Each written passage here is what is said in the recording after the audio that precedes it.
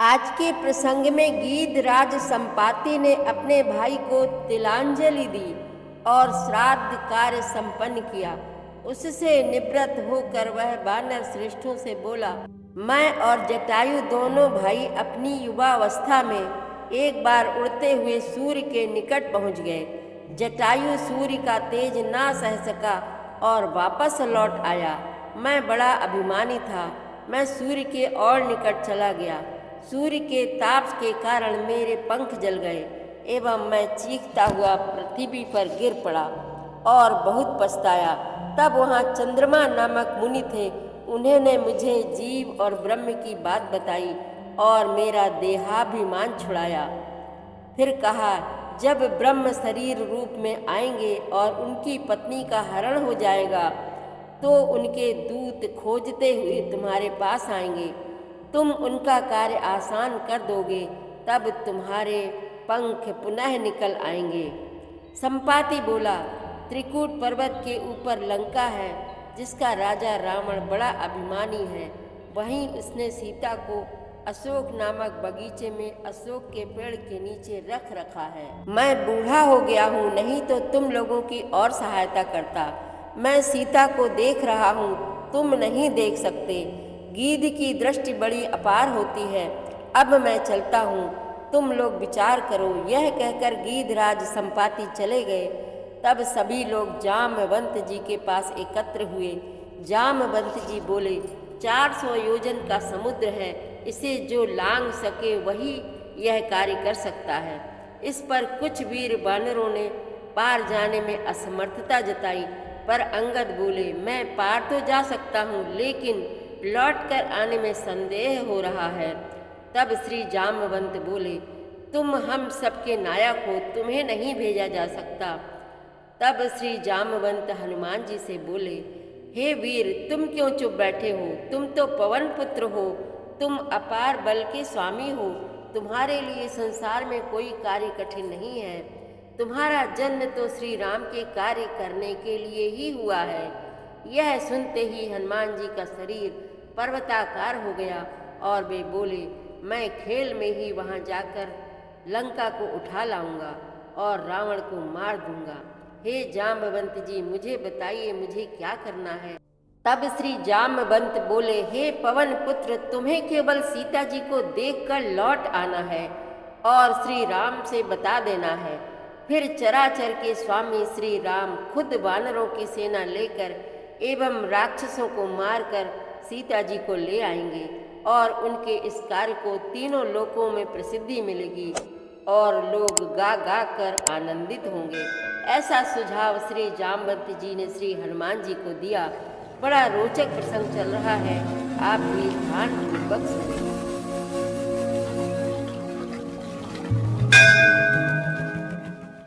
श्री रामचरितमानस पाठ को सुनने वाले सभी श्रोताओं का स्वागत है। राम राम जी। पाठ प्रारंभ करने के पहले बोलिए, सियावर रामचंद्र की जय, पवन सुत हनुमान की जय, श्री तुलसीदास जी महाराज की जय।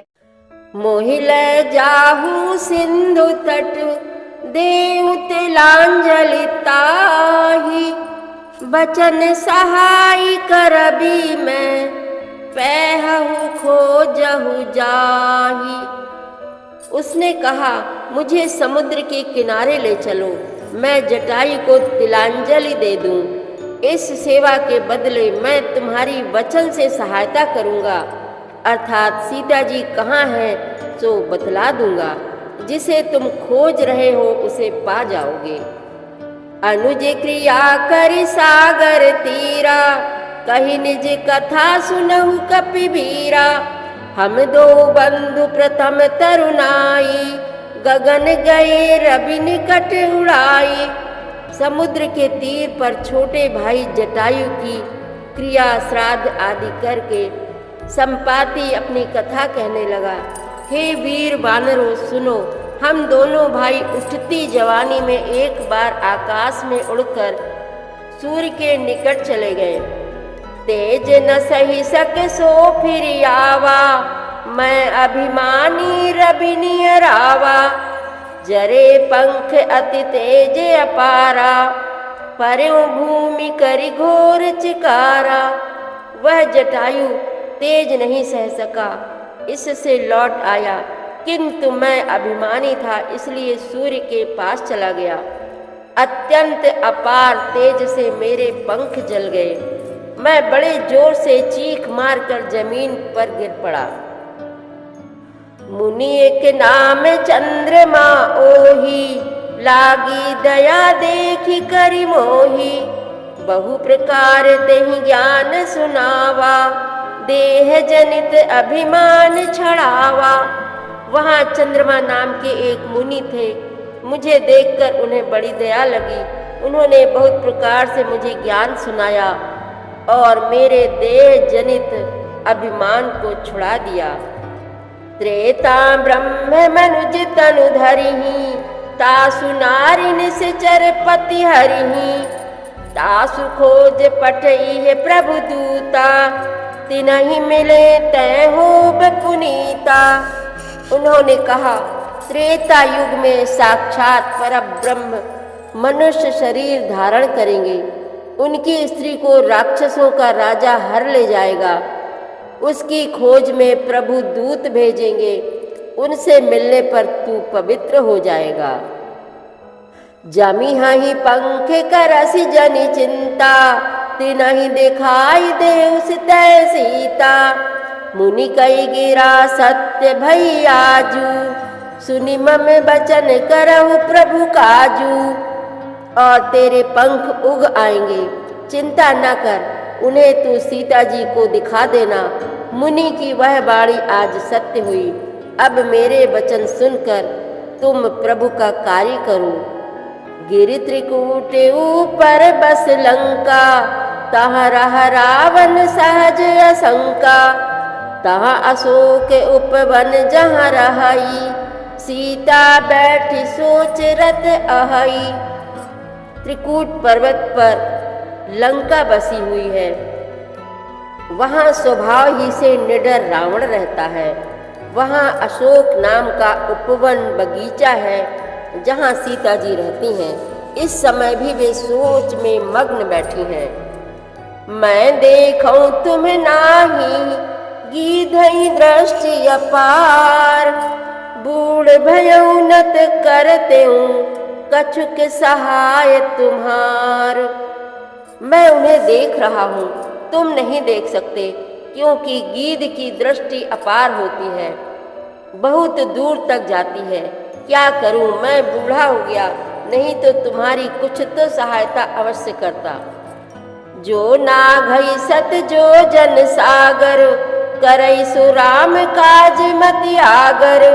मोहि बिलो के धरहु मन धीरा, राम कृपा कस भयउ शरीरा।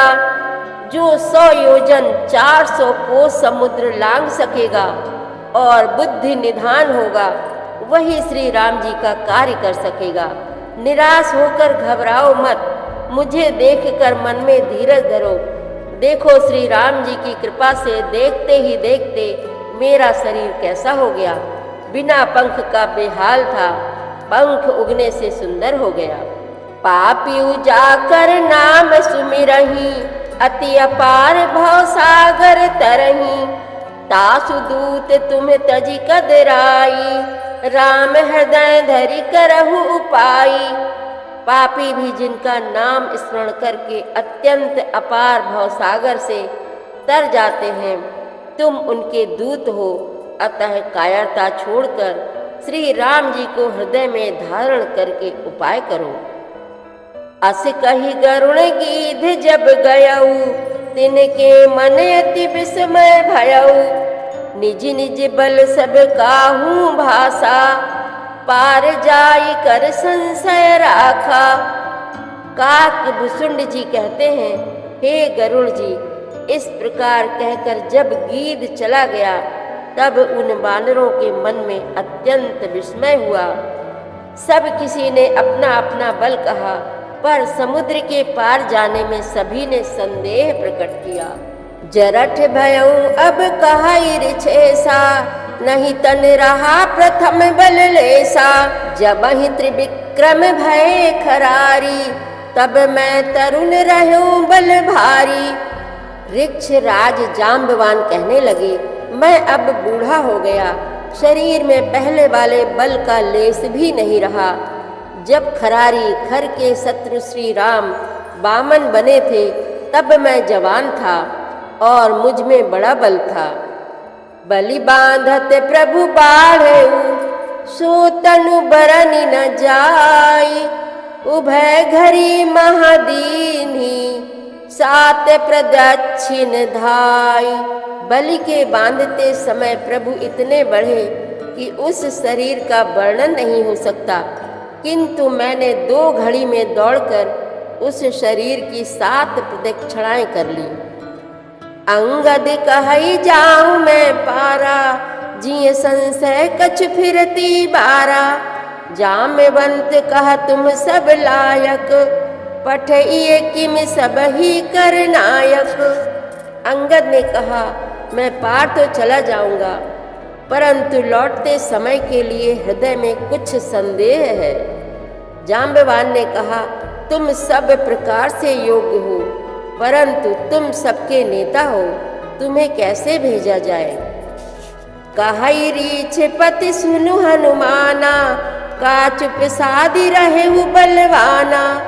पवन तनय बल पवन समाना, बुद्धि विवेक विज्ञान निधाना।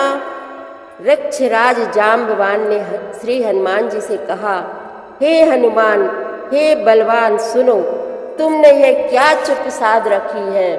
तुम पवन के पुत्र हो और बल में पवन के समान हो। तुम बुद्धि विवेक और विज्ञान की खान हो। कवन सो काज कठिन जग माही, जो नहीं होई तात तुम पाही। राम काज लगी तब अवतारा, सुनतहि भयउ पर्वताकारा। जगत में कौन सा ऐसा कठिन काम है जो हे तात तुमसे ना हो सके। श्री राम जी के कार्य के लिए ही तो तुम्हारा अवतार हुआ है। यह सुनते ही हनुमान जी पर्वत के आकार के अत्यंत विशाल काय हो गए। कनक बरन तन तेज विराजा, मानहु अपर गिरन कर राजा। सिंह नाद करि 12 बारा, लीलहि नाघौ जल निधि खारा। उनका सोने का सा रंग है, शरीर पर तेज सुशोभित है, मानो दूसरा पर्वतों का राजा सुमेर हो। हनुमान जी ने बार बार सिंह नाद करके कहा, मैं इस खारे समुद्र को खेल में ही लांघ सकता हूँ। सहित सहाय राव नहीं मारी, आनऊ इहाँ त्रिकूट उपारी। जाम्बवंत मैं पूछऊं तो ही, उचित सिखावन दीजहु मोही। और सहायकों सहित रावण को मारकर त्रिकुट पर्वत को उखाड़कर यहाँ ला सकता हूँ। हे जाम्बवान, मैं तुमसे पूछता हूँ, तुम मुझे उचित सीख देना कि मुझे क्या करना चाहिए। इतना करहु तात तुम जाई, सीतहि देख कहु सुधि आई। तब निज भुज बल राजीव नैना, कौतुक लागी संग कपि सेना।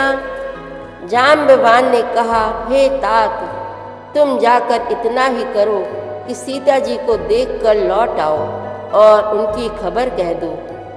फिर कमल नयन श्री राम जी अपने बाहुबल से ही राक्षसों का संहार कर सीता जी को ले आएंगे। केवल खेल के लिए ही वे वानरों की सेना साथ लेंगे। कपि सेन संग संहारी निश्चर, राम सीतहि आनी है। त्रैलोक पावन सुजसु सुर मुनि, नारदादि बखानी है। जो सुनत गावत कहत समुझत, परम पद नर पावई। रघुबीर पद पाथोज मधुकर, दास तुलसी गावई। वानरों की सेना साथ लेकर राक्षसों का संहार करके श्री राम जी सीता जी को ले आएंगे। तब देवता और नारद आदि मुनि भगवान के तीनों लोकों को पवित्र करने वाले सुंदर यश का बखान करेंगे, जिसे सुनने, गाने, कहने और समझने से मनुष्य परम पद पाते हैं, और जिसे रघुबीर के चरण कमल का मधुकर भ्रमर तुलसीदास गाता है। भव भेषज रघुनाथ जसु, सुनहि जे नर अरु नारी, तिन्ह कर सकल मनोरथ, सिद्ध करहि त्रिशिरारी। श्री रघुबीर का यश भव जन्म मरण रूपी रोग की अचूक दवा है। जो पुरुष और स्त्री इसे सुनेंगे, त्रिशिरा के शत्रु श्री राम जी उनके सब मनोरथों को सिद्ध करेंगे। नीलोत्पल तन श्याम, काम कोटि शोभा अधिक, सुनिए तासु गुण ग्राम, जासु नाम अग खग बधिक। जिनका नीले कमल के समान श्याम शरीर है, जिनकी शोभा करोड़ों कामदेवों से भी अधिक है, और जिनका नाम पाप रूपी पक्षियों को मारने के लिए बधिक व्याध के समान है, उन श्री राम के गुणों के समूह लीला को अवश्य सुनना चाहिए। इति श्रीमद् रामचरित मानसे सकल कलि कलुष विध्वंसने चतुर्थः सोपानः समाप्तः। कलयुग के समस्त पापों के नाश करने वाले श्री रामचरित मानस का यह चौथा सोपान समाप्त हुआ। किष्किंधा कांड समाप्त। जय श्री राम। सियावर रामचंद्र की जय, पवन सुत हनुमान की जय, श्री तुलसीदास जी महाराज की जय। प्रतिदिन श्री रामचरित मानस पाठ में शामिल होने के लिए हमारे चैनल अपनी विरासत को सब्सक्राइब कर लीजिए और घंटी का बटन भी दबा दीजिए, जिससे रोज़ सुबह 7 बजे आपके मोबाइल में 3 दोहे रामायण पाठ के आ जाएंगे। वीडियो को ज़्यादा से ज़्यादा शेयर करके इस नए काम में भागीदार बनिए। धन्यवाद।